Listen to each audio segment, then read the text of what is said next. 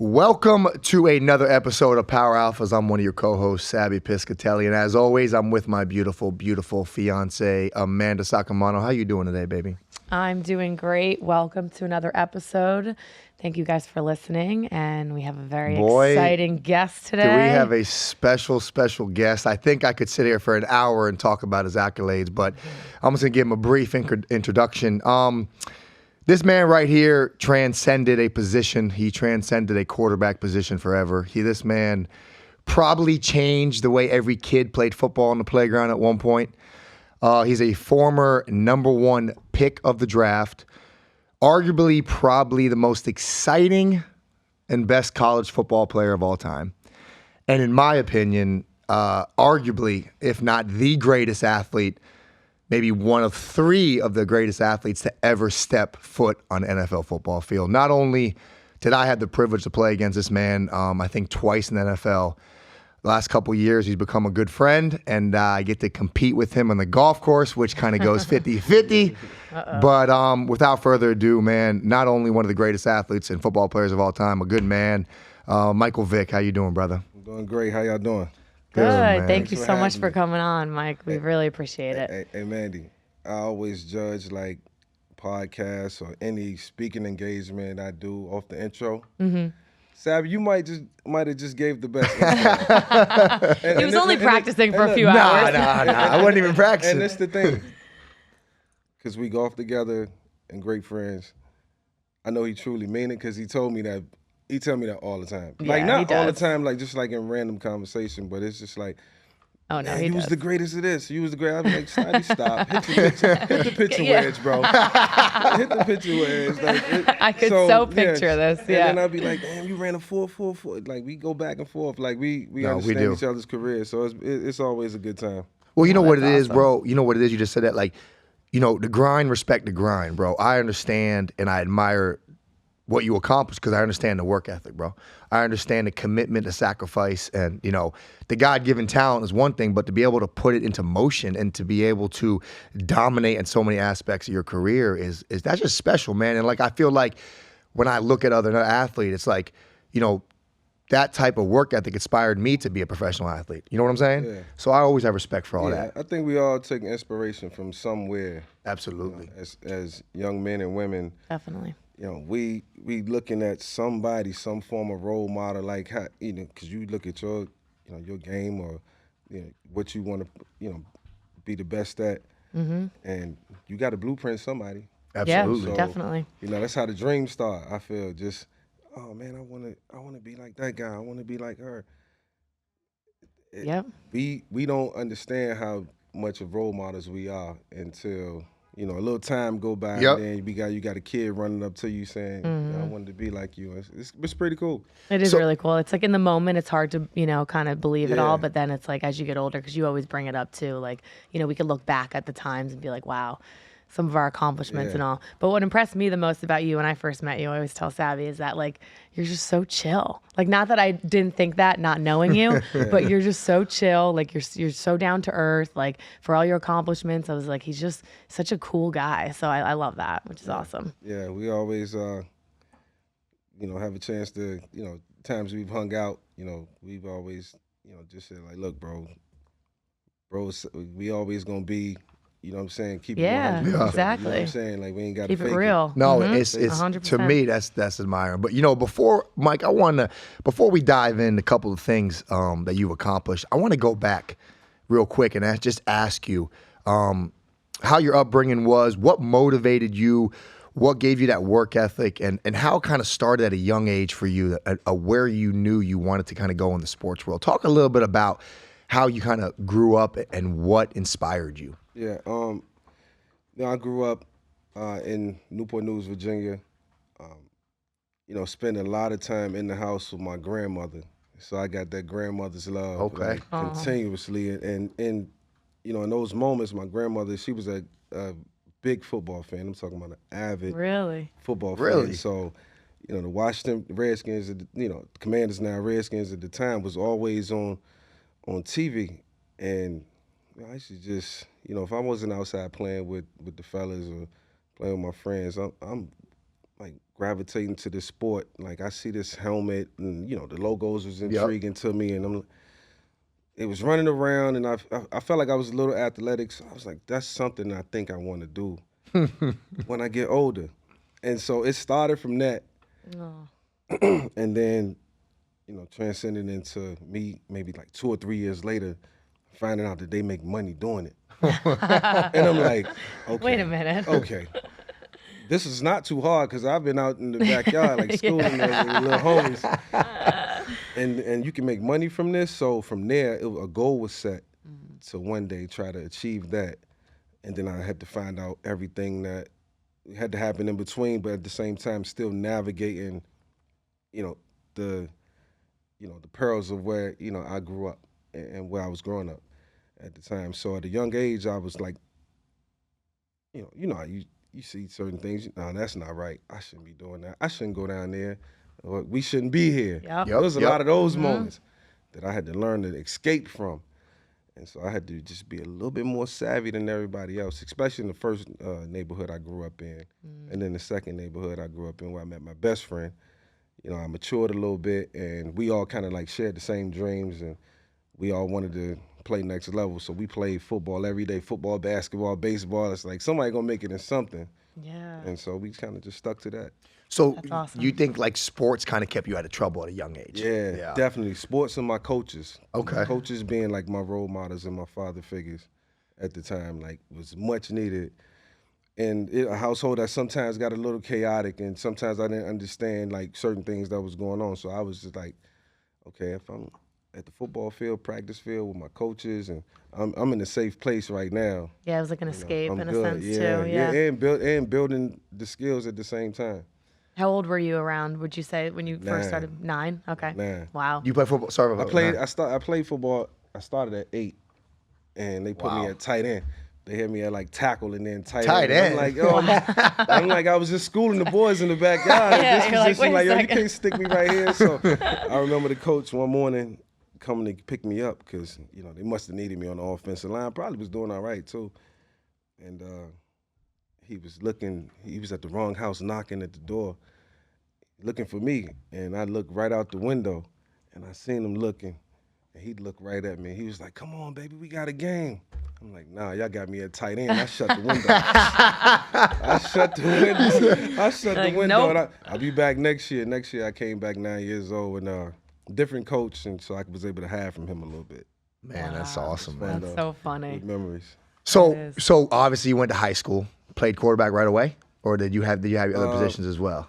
No, I started out at running back, receiver, Okay. then running back. Then at 11 years old, the quarterback from the previous years didn't show up. So when he didn't show up, we had like 13 players on the team. The 12th and the 13th player was Little Mac and Little T. And so our team was just like, we didn't have much. And so, the quarterback from the previous years, we was all moving up together and playing together, and our plan was to stay together until one day, we couldn't do it anymore. And at 11 years old, he didn't show up, so I'm looking at our team like, man, if I don't play quarterback this year, we're going to be screwed. Like, it's going to be a long year. We're not going to win a lot of games. And so the coach is like, I need a quarterback. And I'm looking at the team, and nobody want to raise their hand. It's about 3 guys who can play the spot. I just, I'm like, but none of them really better than me. Yeah, you knew. Told you I was schooling them every day in the love backyard. And so I put my hand up, and I was like, I'm just going to do it for this year. And next year, I'm going back to running back. But, we ended up winning it all. Good year. The next year, the coach was like, you did well. I'm going to put you at quarterback. I'm like, all right, I'll do it for this year. But when I go to high school, no more. And then I go to high school the next year, and my high school coach was like, I've been watching you down at Pop Warner. You going to play quarterback? I'm like, no. Now You were made just for do it till I it. get to college. That's so funny. Well, let me ask you this question. Like I said in the introduction, you really did transcend the position of quarterback, right? Like when you were coming up, I mean, obviously there was Warren Moon, and then there was Randall Cunningham was probably the 2 black quarterbacks that you saw, right? Yep. So let me ask you this question. When you went to college, obviously, these systems that have the typical college quarterback was a white, stand in the pocket, maybe a bigger frame, big arm. They didn't see a guy like you before. They never seen a guy so athletically gifted, but plus probably had the strongest arm in the game. Was it a struggle, or was the coaches prepared to kind of switch their whole offense at Virginia Tech? Sabby, I was so afraid. And now, man, I'm going through this transition of like not wanting to play quarterback because I'm watching the games and I'm like, I don't really see too many guys that look like the way I play. So I'm just kind of nobody played like you. Let's get that right. Every level I was moving up, like, man, I don't want to play this position because it's limiting my chances because of me not seeing black quarterbacks that running quarter. I seen Warren and then I seen Randall. Yeah. And then Steve was like my guy. He was left-handed. Oh, yeah. But, that's Steve Young, he's still a white quarterback. And then he didn't start right away. Yep. So when I got to college, man, I remember just opening up the playbook and the playbook being about this thick. And I'm like, man, I'm never going to learn this. Like, I could barely get out of high school. Now, if I would have took high school more serious, real talk, I was just telling my daughter this morning, like, baby, when I was dropping off, if I can go back and do high school again, I would have did a lot better. I would have focused more. Yeah. I would have left I out say with the same thing with a nice little 2.9 G. I ain't gonna give myself too much credit, but like 2.8, not a 2.4. Yeah. I mean, let's be real, bro. Let's be real. We went to class to be able to play football. Yeah, we didn't go to college. Yeah. We didn't go to class. You know what I'm saying? Right. So we just went to class just to get by, so we could still play football. Absolutely. Of course, just not fail. Yeah, exactly. So you can stay playing we all went through that. Yeah. But to answer the question, Sabby, once I got to college and I seen the offense, and I was like, man, it's gonna take some time. And it's a funny story on how everything clicked one day for me. But my coach was just very encouraging. He seen me struggling mentally. Not understanding the system, not understanding the scheme, and how to really orchestrate up and down the field consistently without making mistakes and doing things the right way, and not really by the book, but with an understanding in the beginning. So it was a moment where I felt like I'm not going to be able to make it at quarterback. I know I can go to receiver, I know I can go to running back, but my coach kept telling me, you just keep coming to the meetings. Just keep, Ricky Bustle, shout out to Coach Bustle, I love you. Keep coming to the meetings, keep coming. So, it's like September, October, all my boys in the dorms, they all having a good time over the weekends. They going home. I'm homesick. I'm still trying to figure it out. And it's like October, November. I'm sitting in the meeting room and I'm watching the film. And just like, I'm like, I know I ain't just see what I just think I didn't see what I just thought I seen. Like, I seen the defense come together. And I anticipated what was happening.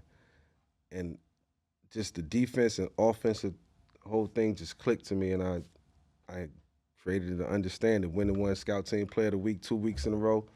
Wow. And never look back. Never look back. Never look That's back. crazy. So I was in a competition. And that was your true freshman year, right? That was my true freshman year. I was in a competition with a junior that spring, Dave Meyer. It was like my brother. I love him to death. And he was a junior, and I was a redshirt freshman. And 2 weeks, I was able to get the job. But it wasn't. I always like to tell people it wasn't because I was super, like, athletic and running around, and that was just a part of it. Mentally, I felt like in those 2 weeks, I was so sharp that I didn't make a lot of mistakes, spot on.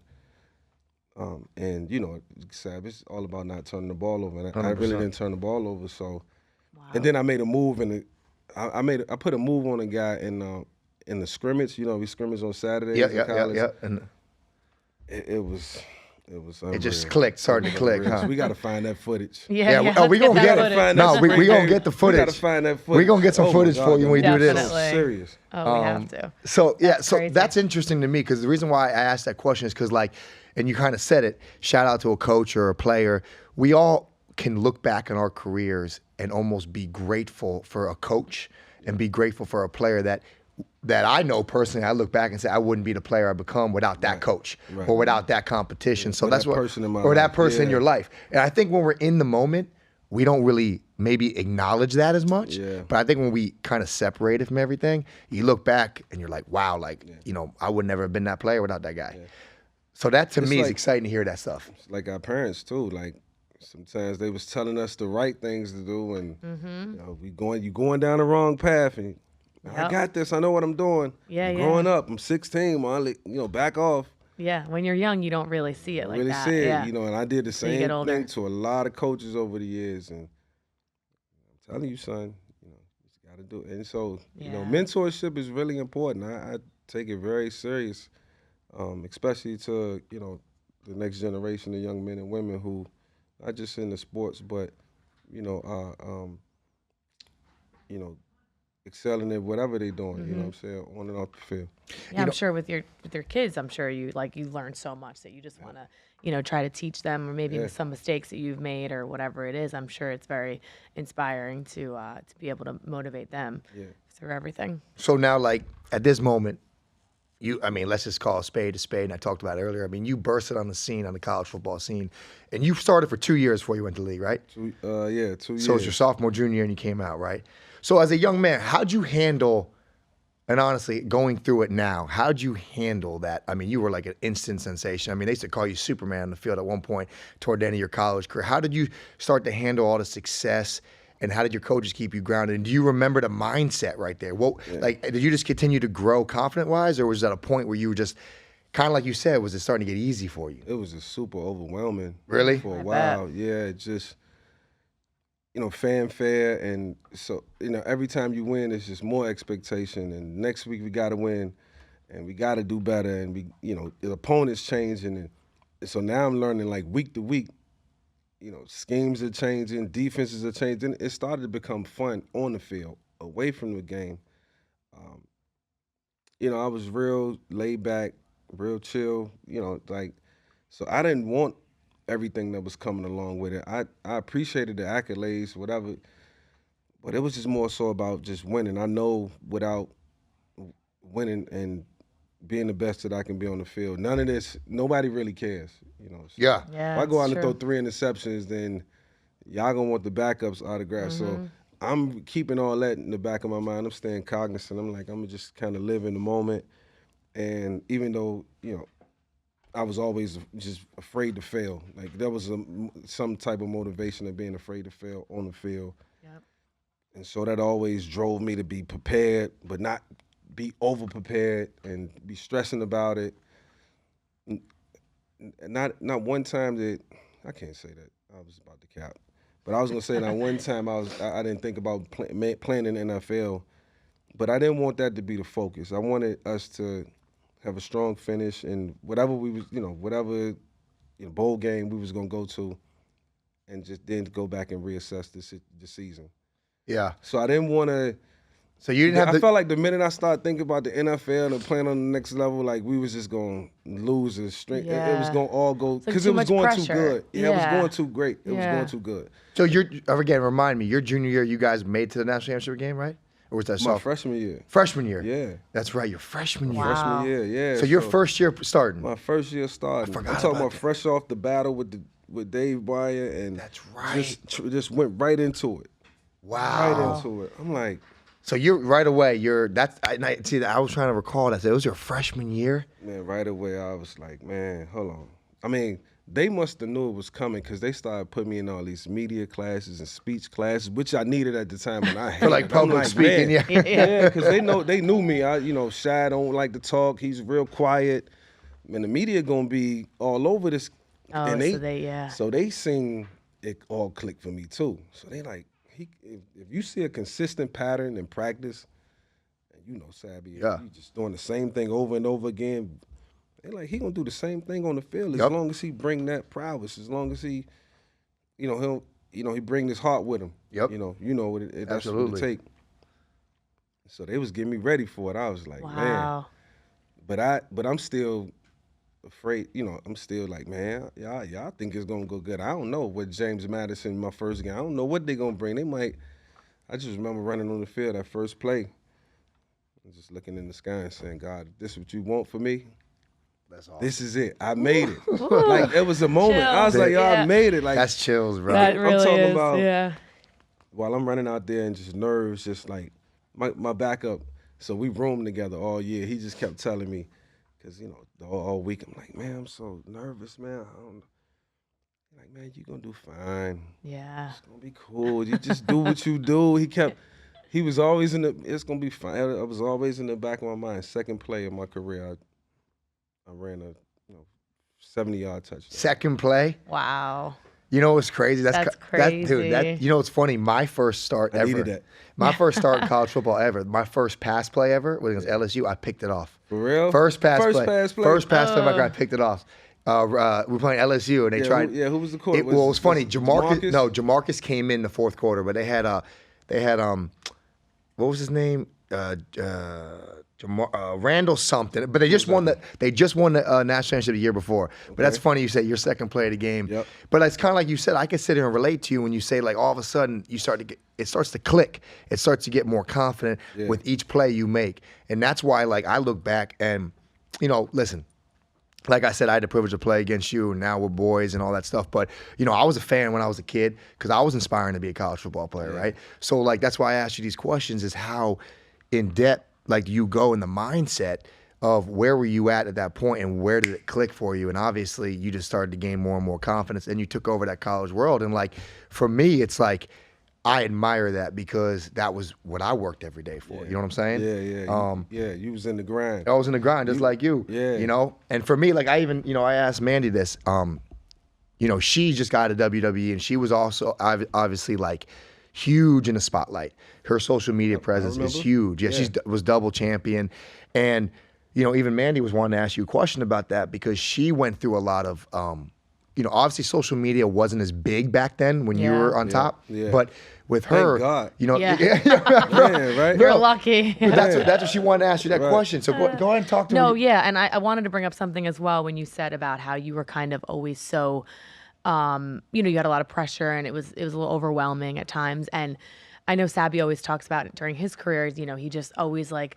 Sometimes you're like waiting for that next thing or like you're thinking about the NFL while you're in college and maybe you miss something. So like I wanted to ask you too, like if, you know, do you feel like because you were a little nervous and obviously, you know, you became such a natural at the sport, but it's like you were in the moment more in college rather than thinking about like, you know, am I going to get to NFL? Am I going to be first round draft? You know, all those things. Yeah, I was just absolutely so dialed in to a point where, and like I said, man, it was just about, man, I was so afraid to fail. Like, yeah. I was afraid to let my coaches down. Right. The hell with the crowd. This man who's every day is telling me, if you do this, this, and this, you're going to get these results. And if you do this, this, and this, you're going to get these results. And, you know, the playbook is his own entity. So it's like, it's a lot of, so I had to walk away from it and do my due diligence. I had to make sure I was prepared. Because he can only tell me what to do. I still got to retain it. And perform. And then perform it. So I'm like, once I started seeing how it was all meshing together, I'm like, okay, this the key to get to that. Yeah. Because when I get there, it can't be too much more than what I'm, you know, absorbing now. So it was a sense of excitement. I was like, damn, okay, I understand what it's gonna take to get to the. Now I just gotta act it out. Dude, that's so crazy. Now I gotta act it out. Now I just gotta do it in the environment, whether it's you know, control. It's control to me. It was control chaos. When I say hut and them dudes coming, I just blacked out. Like I won't say black out, but I kind of, it's like a different zone. Silence. It was just silence, bro. So that's you don't funny. hear all the noise, the It's crowd. so funny you say so that. I was like in my own world on every snap. You were in a zone. We call it a zone. And then pass it complete. Everything come back. Crowd. I hear it. I heard my coaches. Get a play back to the line. Hut. Zone go out. I'm zoned out again. You know what's funny you say that, Mike? I remember people used to ask me like, man, how do you play with 80,000 people going crazy in the noise? And I used to say, for some reason, when that ball snapped, it was dead silent. Yep. But it really wasn't dead silent. dead silent. But in our world, it was dead silent. It was dead silent. And that's funny you say that because Like a piece. It was like the calm. That was the calm. it was like To me, that was the calm. Yeah. like when the ball was hot, it was like Yeah. calm. But Yeah. it was, but it Which is wasn't. so crazy Right. because there's like, I mean, obviously it's like everything, right? When that ball is it's like, that's man. so wild to think. And I think from my world, like in WWE, it's like I could relate a little bit because I feel like once you when you walk out, out of the curtain and walk down the ramp, it's like, you're just so focused. But in our world, I feel like we're so, we're so based off of like them cheering or booing. Yeah. So we have to like really Energy. listen. Yeah, Yeah, the so- energy. And And we have to listen to the crowd. We don't listen to the crowd in Yeah. football. In WWE, Yeah. they have to listen to the crowd because Okay, you gotta know what they like. your movement Yeah. is like your movement is based on how they're reacting. And I was a big fan of wrestling. Were you? Oh, really? Who was your I didn't know that. Sting was my man. Sting was your man Sting? growing up. Yeah, he was from awesome. somewhere in California. I used to listen to the whole intro from somewhere Beach, California. I don't know, Vero Beach or something. That was my guy. That's Then crazy. Lex Luger. And, Lex Luger, yeah. You know what I'm saying? Shout out to Ric Flair. And, man, Oh, yeah. I mean, Yeah. I won't really, what was it? Let's go back real quick. It was WWF. Yep, Right. and WWE. Now it's hold on, I was WWE. No, it was WCW. Yes, WCW. And it was WCW and WWF. Yeah. Right? Yeah. Yes. Yeah. And And then it turned to WWE. Yeah, I was a WCW. You were, You yeah, 'cause probably that's what were, Sting. yeah. Sting was Sting W. and Lex Luger, Goldberg, Les Luger, yeah. Dusty Rhodes get you, Yeah, Dusty Yeah. Rhodes. The elbow America, off the yeah, top. dude. That's crazy, Straight man. up. That's You know what's funny, funny? yeah. I feel like everybody at one point of their life is a wrestling fan. Right, You gotta be. like The Rock, Yeah. the Stone gotta Cold be. era. Like you said, the Sting area, the Goldberg area. Like it's everybody had If an not- idol. If not, you're gonna get beat up in your neighborhood. Yeah, as a young kid. You're gonna get beat up. Somebody gonna put you in a wrestling move that you can't get out of. You better know how to get out of the figure four. Oh man, I got put in the back breaker by a big dude one too. That's great. So, Mike, I want to ask you, man. Let's fast forward now. Obviously, like we said, man, and congratulations on probably being one of the most exciting and greatest college football players of all time. But now, tell me what your mindset was that you're the number one pick of the draft. I mean, you're the number one pick of the draft. I mean, like everyone's goal is just to get drafted, but now you're the number one pick of the draft.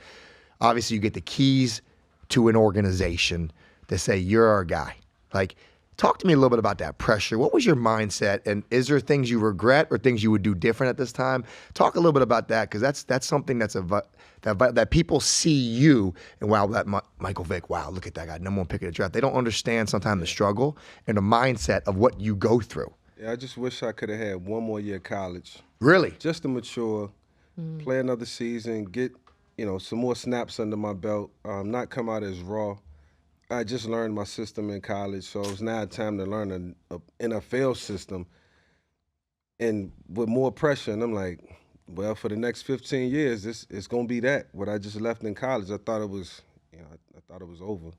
Like, just because I was making money, I made it, but I realized, oh man, it's not enough money. For the he said it's not enough money. It's not enough money. I'm okay. I get my contract because you got to base it on something. Right. Yep. Like It's all relative. the motivation got to come from somewhere. Absolutely. One, not being a bust and not just getting to the NFL and saying that just making it was good enough. It's like I got to make a Pro Bowl or two, or so much expectation. And then the city of Atlanta was so great, and the people there. I was like, I gotta deliver for them taking a chance on me, and so I'm like, man, this cycle just about to start over again. So I remember coming to the stadium for the first time and looking around. There was only like 40,000 people in the stands at the preseason game, and I'm like, I'm leaving 70,000 consistent every Wow. week to a quiet, modest 35,000, all just the lower level. And you have the Man. dome too. Atlanta was that dome. So instantly I'm looking around like, this got to change. I can't play in front of this. I can't. I need some energy. I need big energy. And so it was just back to the grind, man. It was almost like starting over, huh? Yeah, but the money was consuming me a little bit, dealing with family and. Yeah, how did that go about? I mean, you're getting all this money coming in, and again, like you didn't come from money, right? You didn't grow up with money. Yeah, so how that?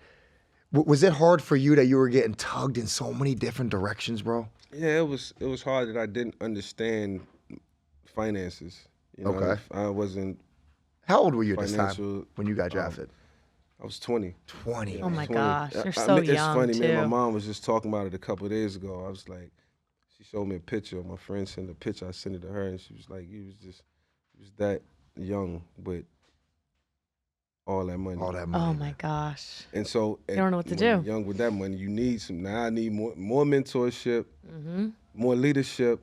You know, and so I'm searching for all these things now, all while trying to become a even better football player. Because in the NFL you got to be at the top. So family, everything. It was like it consumed me a little bit. Yeah. To a point where I lost focus my first year. I remember Dre Bly. You remember cornerback Yep. Dre Yeah. Bly came Yeah. to me and was like, "Yeah, man, word around town is you don't be in your playbook, and you spending a lot of time out in this." And I thought I was doing okay. I wasn't really out in Atlanta like that. My agent told me always keep your mystique, man. Don't burn out. But it wasn't enough. So once he told me that, and he was like a big brother, I was like, man, let me focus in and get ready for year 2. Because I spot played a little bit early as a rookie, and I just wasn't ready. The game was fast. I wasn't seeing it. I wasn't reacting and being instinctive. Yeah. The game wasn't slowed down for me. It was just still way too fast.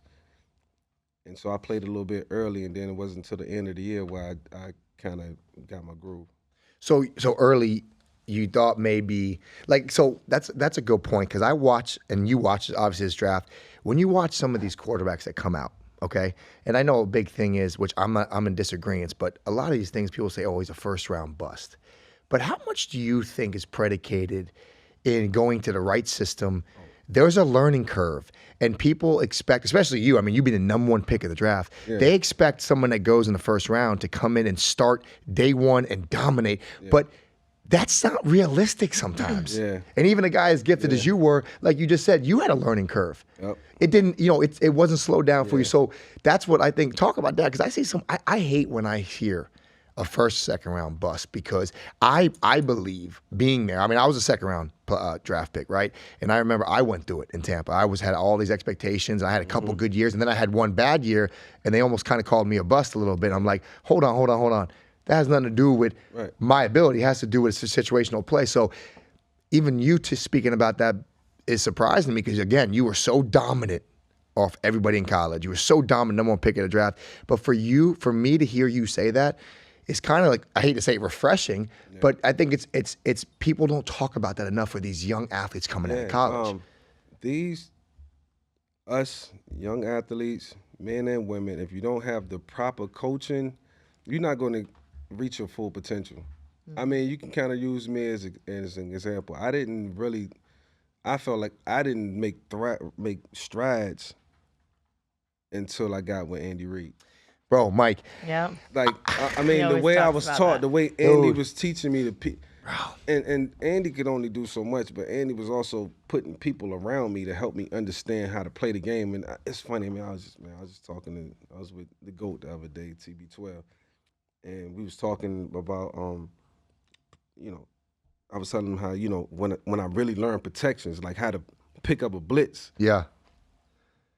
They didn't teach you at looking Atlanta. at me like, for real? I'm like, nobody really made me sit down and study a defense to a point where you're going to know when there's a blitz coming with, like, technical stuff, man, that you got to know, or else you can't really win. You can't win a Super Bowl not knowing how to pick up a blitz. Yeah. And I'm not afraid to say it because I learned it. And I was a little upset. Andy knew it too. I was a little upset when he brung in, it was Howard Moore, rest in peace, Howard Moore, great man. He had coached Peyton Manning for years, and taught Peyton Manning, a lot of stuff he knew at the line of scrimmage. Andy brought him in for me after we had a great season. I'm like, Coach, you want to screw up what we? But he knew what was best for me. I listened, man, and to this, I mean, like now it just, even in commentary, even in being an analyst, that helped me. But what if Andy would have never did that? So. Right. to answer your question, it's about coaching. It's about surrounding these young players, not with just one great coach, but like 4 great coaches or at least 2. Yeah. And surrounding them with good players, because one man can't get it done.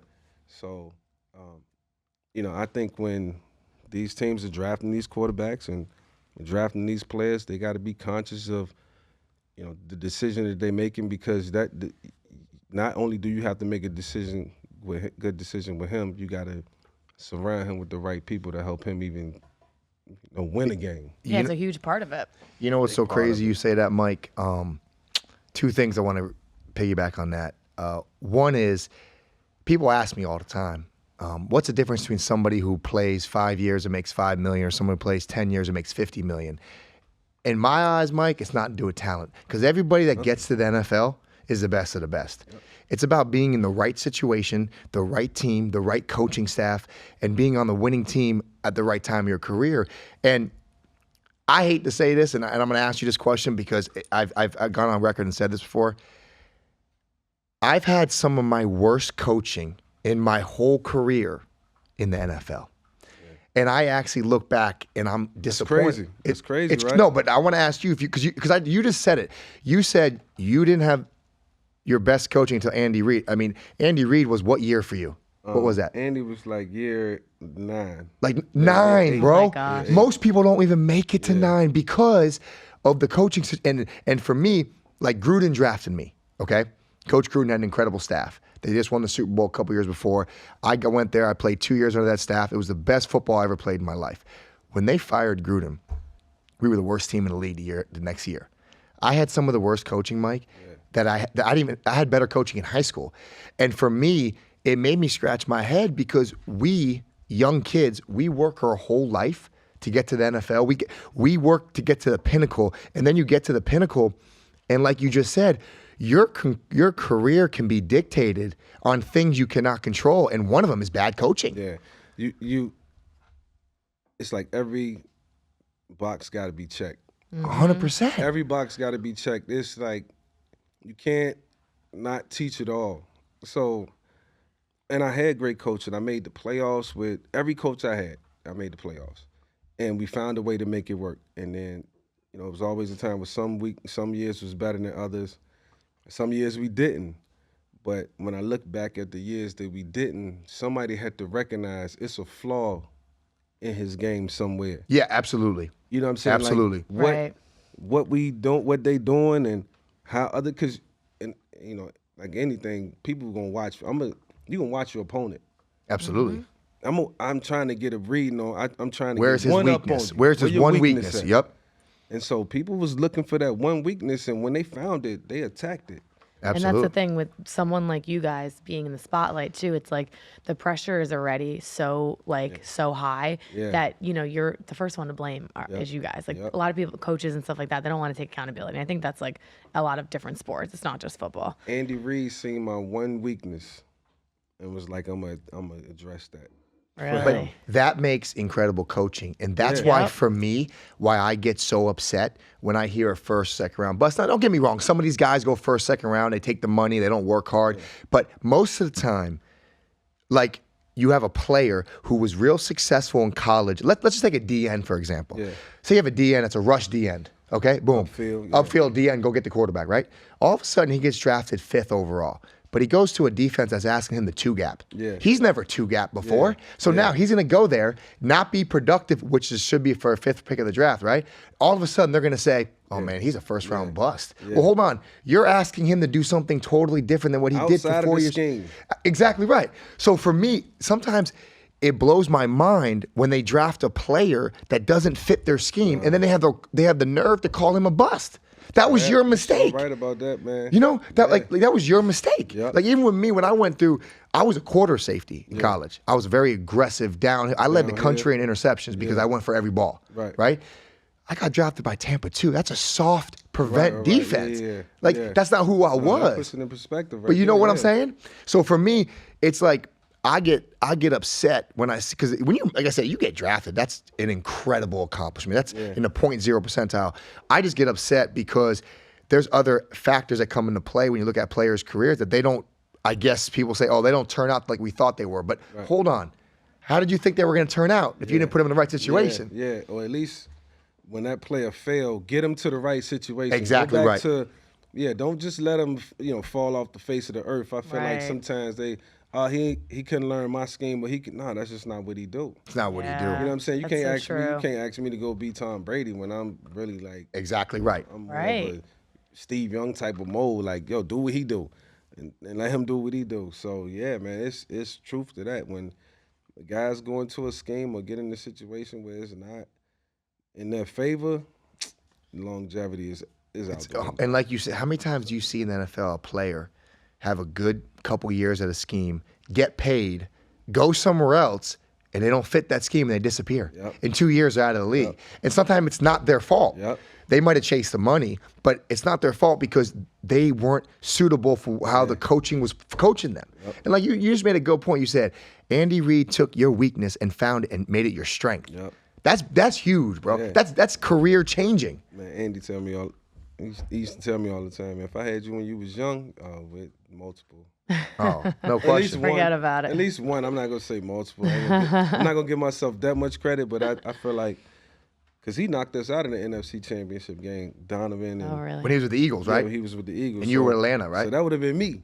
Yeah. Damn. It could have been me. No, I mean, Donovan was very fortunate. That's my boy. Shout out to Don. But, man, I can only imagine what it was. I mean, I used to watch the Eagles when I was in Atlanta and be like, man, Donovan's so lucky.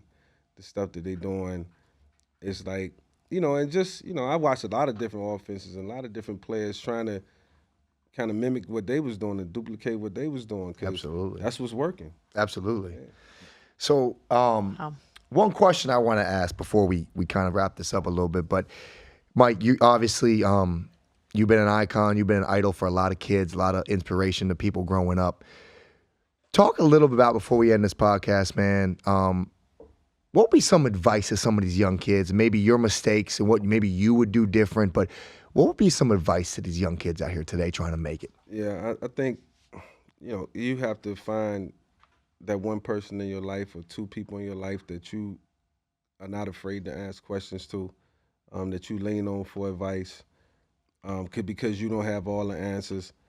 So you're going to always be searching for answers. Even at the age of 43, I'm still searching for answers or need answers on certain things, and I got to pick up the phone and call people. It's times when we try to make decisions on our own, and it might not be the most rational decision. Man, and why you think you can't pick up the phone and call somebody just because you like, oh, man, he going to tell me something I don't want to hear, you probably need to hear it. Yeah. Because you don't know what you're going to get. And I feel like I made that mistake time and time again, especially in my 20s, really after I started making money. When I was on the grind in high school and college, you could tell me anything. I'm going to do it. Isn't that crazy? Yeah, and then, all of a sudden, I'm self-sufficient. I can take care of my own, and nah, that ain't going to work. Nah, I'm going to go this way. I ain't doing that. You kind of think you know everything. Yeah, when and you're then young. all of a sudden, now I'm all in all these crazy situations that, I can't get myself out of. Now I need these same people, and boy, I know they was walking away shaking their head like, man, I told you so. Mm-hmm. Told you so. So to any young kid, young man, young woman, growing up, trying to go places, find some mentorship. Find that one person, male or female, who you can open up to and feel comfortable asking questions to. Because, there's no such thing as a dumb question. One, it might sound crazy when it come off, but if you can't get an answer for it, I don't think there's no question you really can't get an answer for. With all these avenues out here now, I mean, and if the question is that crazy, you shouldn't even be answering it for real. But still ask it. Yeah, still ask it. You know what I'm saying? It's an answer for everything. And so, we all got to be there to encourage one another and help one another, man, because if not, it's just going to be a cycle, repetitive cycle of the same things over and over again. Yeah, I think, the vulnerability is a good, way to kind of, even especially young men, I feel like sometimes, we're taught to, even young women, but we're taught to like, be tough and you can figure this out. But it's like, I think, when you're young, you don't know everything. So I feel like that's such good advice to give to people where it's like, it's okay to be vulnerable. It's okay to ask questions. It's okay to make mistakes and learn from, the older adult or the mentor or whatnot. So I think that's great advice. I love when my daughter get in the car when I pick her up from school. And I'm thankful to have the liberty to be able to pick her up from school every, the majority of the time. Sometimes I got to leave Sabby on the course. Sometimes golf's Sabby calling. like, yo, where you going, man? I'm like, I got to pick the kids up, man. Which like, I have a question before we finish. Yeah, no doubt. Here we go. It mean finish. a lot for me to pick up my son at 6 and recap the day in a little 30 minutes. That's and pick my daughter up. And it's something going on, whether it's with a relationship or friendship or it's something, you know what I'm saying, pertaining to a teacher. Like, we have our moments where, like, we grow. Absolutely. But we grow, and I'm like, man, damn, it's kind of priceless. Y'all experienced that one day when y'all, We're excited. y'all get around to it. You know what I'm saying? I'm curious to hear Yo. Mandy's question though. So a lot of times I joke around with Sabby on the podcast. So I was like telling him earlier, I'm like, I gotta ask Vic a question about golf. So I know you guys, you love your golf, and we were telling you before, Sabby had a little situation last night, and the first thing he did was pick up his club to make sure he could play. And I actually thought you guys were going to play today, but I guess the weather and No, maybe whatnot, tomorrow. Yeah. But yeah, so I got to ask you, like, obviously you have much more responsibilities than we do because we don't have kids, I would say. Yeah. So, how does she handle the golfing? And I don't know, maybe you don't golf as much as Sabby, so I shouldn't really accuse you of golfing, 3 times a week.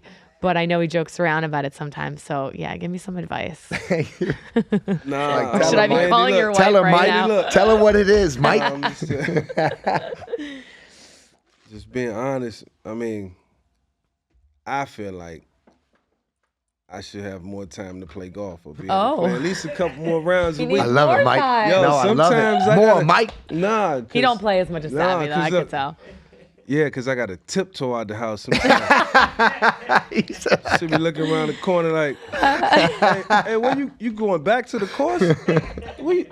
Hold on, what you trying to play on the PGA Tour? That's what I say. I mean, like, it's funny at the same time because it's like the minute I can catch a break to go play, I honestly, I could play 4 or 5 days in a row if I could. Wow, that's crazy. If I could. Yeah.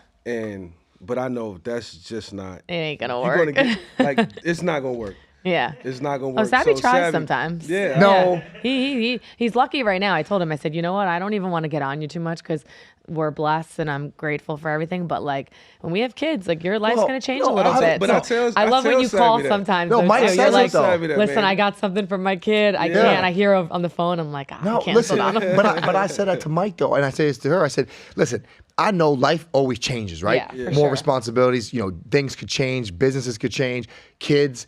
I know right now at this time in my life, we have the freedom we have a little bit of flexibility before our wedding this year and the kids come. Why I lay off so I do know as a joke, hey man, can I play 3 times a week right now? Yes. But I know maybe next year I play 1 time a week. Yeah. We don't know. But to go back I don't think it's ever gonna be 1 time. Yeah, my boy Mike. hey, look, all right, you're done. Maybe 2 times a week, once in a practice day. That's what I try to do. Oh, the practice days. Play 1 time and play once a week, and then maybe drop my son off at school. Get a little run to the range real quick. Hit 2 buckets of balls back in the house by 11:30. Sabby does the tiptoeing out sometimes a little bit too. I'm on the schedule right now. I got it all mapped out. Listen, he does while that she where working out. Listen, boom, I'm on the range. Listen, I know. No, you do it sometimes where you're like, I got to run errands, but he's in his golf outfit. So I'm like, running errands. I run errands to the range. I go to the range a little bit. I'm just going to practice a little bit. I said, this practicing. Listen, man, PGA Tour's coming. I know we could talk all day in this podcast, but first off, I just want to say thank you to Michael Vick. Thank you so much for and I coming also admire, the humility and the humbleness this man walks around with. And I tell Mandy the same thing. Mandy's been really successful in WWE the last 3 or 4 years, and I admire the humbleness and humility because, like we said, God will humble all of us if we allow him to. So, for me, I admire the way, even when I met you, a couple years ago, the humbleness really, I admired that aspect. So first of all, I just wanted to thank you. And we'll get you back on here because we could talk for hours. Maybe no we'll doubt. do, I have an idea if you're down for another episode. I follow you guys around on the golf course. Why not? And you have mics. And we have mics. Just saying. Wow. Let's do it. That would be cool. All right, So let's do maybe it. you guys will get that, and I'm sure a lot of Full people would love audio, that. with Maybe it's audio. even with audio. Yeah. Because y'all going to love Sabby's Yeah. audio. Right? If Sabby, Oh, I can't. If Sabby missing a 6-foot putt, we going Oh, the golf club in the tree. I didn't tell you, I threw it the other day. like a little, like 2-minute dissertation on why it didn't break. Yeah. Oh, it was uphill and downhill. The and he excuses. can't believe it. Sometimes I'd be like, Sabby, move on. We Yeah, only Yeah. on 6. Oh, he does this with everything. Mike, yeah. one time Mike it's said, fun, though. Sab, It's fun. you just missed the putt. It's okay. Yeah, 'cause there's always like a whole Sab wanna make explanation. everything. I Sab wanna make can't. Well, we everything. really appreciate you coming on. Thank you so much. Oh, and thanks for having me. Thank you guys for listening. As you know, we are on YouTube. You could also listen to us on Spotify and Apple Podcasts. We're also on OnlyFans TV now. So appreciate having Michael Vick on, one of the greatest. And we'll see you guys next time. So,